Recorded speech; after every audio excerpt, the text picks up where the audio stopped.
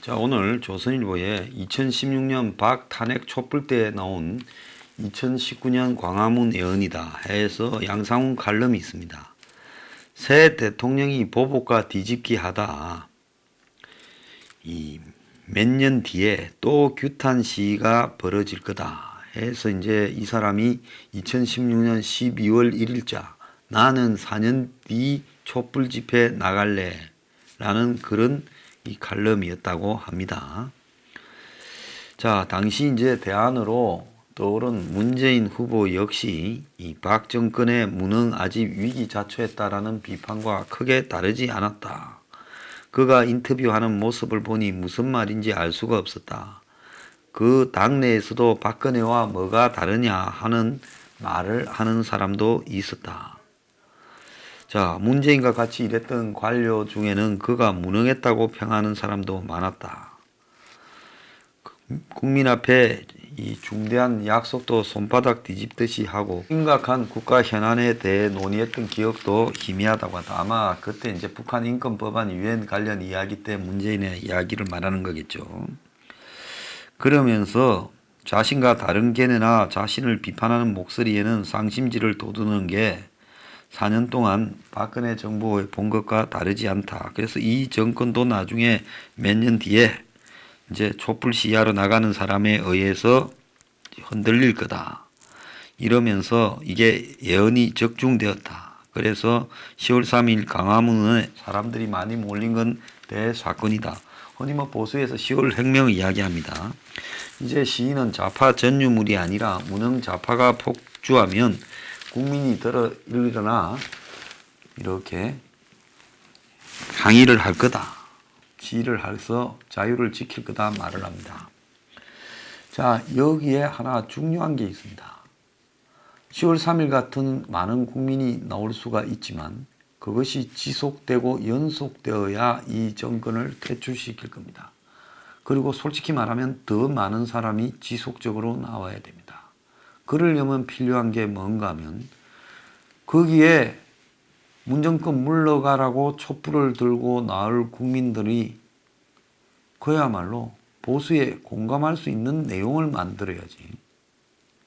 지난번에 박근혜 정권에 촛불 들었던 사람들은 문 정권이 잘할 것처럼 기대해서 쏘간 사람이 많았습니다. 자, 그런데 이제 문 정권이 싫어서 그리로 나왔더라도 보수 정권이 잘할 거라고 기대하는 사람 있습니까? 나 전혀 기대 안 됩니다. 솔직히. 민부론이니 민주평화론이니 하는 거 보면 한심하기 거지없습니다. 또 비스무리한 오히려 박근혜 정부가 훨씬 더 나았다라는 소리가 들릴 가능성이 큽니다. 이명박 박근혜 정부가 나았다요. 더 무능한 보수가 될 가능성이 큽니다. 우리가 문재인이 밉다고요. 이 보수에 대한 환상도 우리 스스로가 깨야 됩니다. 그러고 나보고 이제 어떻게 하란 말이냐 하고 이제 저한테 묻겠죠. 제가 그래서 하는 이야기가 뭔가 하면 그냥 문이 미워서 반사적으로 보수가 뜬다? 저는 그거 아닐 수 있다는 겁니다. 그러다가요 중간쯤 뭐가 들고 일어나가 다 묵어 가버리는데 알고 보니 중간이 아니라 왼쪽이더라 이래 될 수도 있습니다. 문이 밉다면요 문이 잘못한 부분과 그동안에 보수가 잘못한 부분을 다 합쳐서 무언가 새로운 대안을 내놔야 된다는 거죠. 무조건 승리할 수 있는 보수 통합 운운하는데 승리할 수 있는 보수 통합 운운하기 전에요. 지지할 수 있는 보수의 가치를 갖다가 먼저 내놓으세요. 내 말 안 들으면 나중에 땅을 치고 후회할 일이 있을 겁니다. 자, 그 한국 안보 이야기 좀 하겠습니다. 미국의 현직 중령이 트럼프 관련 이 하원에 탄핵 조사에 응하지 마라, 청문회 가지 마라 지시했는데도 이 트럼프와 우크라이나 젤렌스키 간의 통화를 들은 몇 안 되는 당사자 중령입니다. 백악관 NSC에 파견된요. 본인이 정복을 딱 입고 휘장을 차고 NSC에 나와서 정언을 하면 트럼프가 한 말 중에 공개한 내용 중에 실제로 통화한 내용을 일부를 빼고 공개했다고 말을 했습니다. 매우 심각한 정언이 터졌어요. 이 빈드먼 중령이 영이라는 사람은 우크라이나 유대계 출신으로 할아버지 때 미국으로 와가 아버지가 잡부로 일하면서 미국에 받은 은혜를 갚아야 된다 했고 뉴욕 주립대 하버드를 거쳐 육군에 입대했고 한국에도 파견됐고 이라크 전에 가서 사제폭탄에 부상을 입은 상위용사 출신이란 겁니다. 그래서 훈장도 받았대요. 상위용사 훈장도요. 변호사인 쌍둥이 동생도 NSC에 근무 중이라는 거예요. 자, 이 사람은 정치하고 아무 관계없이 미국의 가치 이상 자유의 힘에 감사하고 애국자고 자기가 정치와 상관없이 나라를 수호 발전시키는 것이 의무라고 생각한다. 이러니까 미국 국민들이 냉전 시기 가난과 독재에서 탈출해 미국에서 재능을 펼치고 목숨을 건 군복무로 나라에 보답한 이 용기 있는 사람에 대해서 전부 박수를 치고 있다는 겁니다. 자, 이게 미국의 힘입니다. 한국 같으면요, 송영무, 정경두, 전번에 기무사 간부들 하는 꼬라지들 한번 보세요. 저게 군인들입니까? 그러니까요, 미국이 아무리 썩어도 인류고요, 한국은 아무리 발전했대도 3년 겁니다. 자, 어제 미국 상원 의원들이 트럼프가 무슨 70억 불 이야기를 하고 또 무슨 이 전략 자산을 갖다가 한국 옆을 지나가는데 10억 불을 내라 했다 이야기를 하니 한국은 값진 동맹이다. 방위비 공개 압박에 대해서 좀 너무 한국을 갖다가 압박하지 말라고 이야기를 했습니다. 저런 것이 미국의 힘 아니겠습니까? 한편에 저질 대통령이 돈 타령하며 동맹을 갖다가 완전히 그냥 쥐어 짜려고 하는데 미국 상원에서 그런 행동 좀 하지 말라고 이야기를 했습니다. 자, 트럼프는 내년 11월 대선까지 현 상황으로 그냥 가기를 원하는데 그냥 김정은이야 트럼프 자신의 친분 둘이가 뭔 친분이 있어요. 좀 또라이라는 거 하고요. 충동적이라는 거 하고 독재적 기질이 있다는 거 그게 친분입니까? 근데 정상 간의 관계로 큰 도발을 막으려고 한다고 미국에서 이야기가 나오는데 자, 트럼프의 이 생각대로 될 가능성은 거의 없다. 북한이 왜 가겠어요? 북한이 지금 트럼프하고 안 깨는 거는 트럼프가 혹 북한한테 대선을 겨냥해서 그냥 양보를 해서 적당히 북 원하는 대로 해줄 가능성이 일말 남아 있을까봐 트럼프를 관리하는 거지. 지금 북한이 그게 없다고 생각되면 그야말로 어느 순간에 트럼프한테 대해 엿을 제대로 먹일 거라고 봅니다. 그래서 트럼프가 북한하고 그냥 말로만 하는 좋은 관계다. 김정은이하고 아무 의미가 없다고 봅니다. 자, 전 한미연합사령관을 했던 이 빈센트 브룩스 사령관이요. 북한의 핵이 완전히 이전과 달라졌기 때문에 지금 전시작전권 계획은 북한에 핵이 없던 2000년대 초반에 세운 계획이고 자, 이제 북한의 핵과 ICBM 미사일 등이 완전히 그냥 환경이 달라졌는데 이제 이 전작권 전환에 대해서 다시 생각해 봐야 된다. 이런 이야기를 했습니다. 이 말은 무슨 말인가 하면 지금 이런 상태에서 전작권 전환하면 과연 미국의 주도 없이 한국이 전쟁을 치를 수 있겠느냐? 불가능하다는 거죠.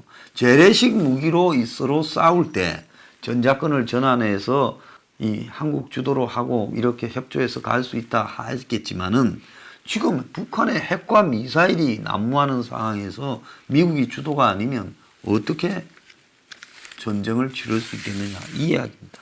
한국 내부에서도 역대 국방장관들이 전작권 전환 시기는 정치적인 의지 때문에 대해서는 안 되고 한국군이 이런 능력을 북한의 위협에 대응하는 능력을 갖췄느냐 그 시점에 전작권 전환을 해야 된다 이렇게 지금 이야기를 하고 있습니다. 지금 하와이에서 한미 방위비 분담 협정이 열리고 있는데요. 2차 회의인데 이게 한국에서 한번 하고 미국에서 이제 하는데 여기에서도 50억 달러를 미국이 그대로 요구하고 있다는 겁니다. 자, 그래서 지난 23일, 24일 하와이에서 열린 2차 회의에서 미국은 1차 회의안을 그대로 들고 나왔다는 겁니다. 미국이 1차 때 50억 불렀다가 2차에서는 뭐 한 30억 불 이렇게 낮출 줄 알았는데 전혀 그렇게 하지 않고 50억 불 그대로 불렀다는 겁니다. 그러면서 미국의 인도 태평양 전략에 대한 한국의 기여를 요구했다는 거예요. 그래서 이 말은 뭔 말인가 하면 너네들 이 방위비에 미국의 인도 태평양 전략과 관련된 비용도 지금 포함되어 있다. 이런 식으로 이야기를 했다는 겁니다. 그러니까 방위비 분담금은 주한미군 관련 이외의 항목을 지원할 수 없도록 되어 있다. 그렇게 되면 이걸 들고 우리 한국 국회에 가서 비준을 받을 수 없다. 이렇게 말을 했는데요.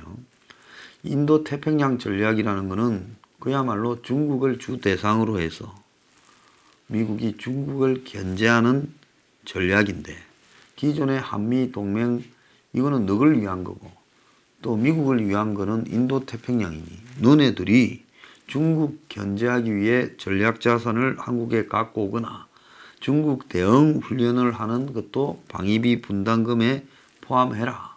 그래서 전략 자산 10억 불 이야기가 나왔던 걸로 지금 보입니다. 자, 그래서 이 50억 달러라는 부분에는 기존 방위비 분담금에 포함되지 않았던 특수시설 건립비나 그동안 미국이 요구하지 않았던 새로운 인건비가 들어가 있다는 거예요. 자, 그런데 문 정권이 조성하는데 평당 100만 원이 든 땅에다가 태양광을 세웠죠. 새만금 이야기입니다. 그런데 주한미군이 새만금에 있는 태양광 시설이 비행 작전에 지장을 주고 있다. 그래서 이 새만금의 2, 3km 뒤에 지금 군산 비행장이 있는데 이 패널에 반사된 빛이 조종사를 위협한다. 이렇게 지금 문제 제기를 했고 한국 수력원자력 새만금에 지금 태양광 시설을 설치하는 담당 발전소는 이를 수용하지 않았다고 합니다. 이 정신이 나간 문 정권은 새만금 일대에 원전 4기 규모의 태양광 풍력 발전단지를 정부 예산 5,690억 또 민간 자본 10조를 들여서 태양광은 6조, 풍력은 4조, 여의도 면적의 13배 면적의 부지에 태양광 등을 지금 깔고 있대요. 그런데 여기에 2, 3km 떨어진 곳에 미군이 쓰는 군산 비행장이 있는데 태양광 패널에서 반사된 빛이 비행기가 이착륙하는데 위협이 될 수 있다. 우려를 표시했다는 거예요.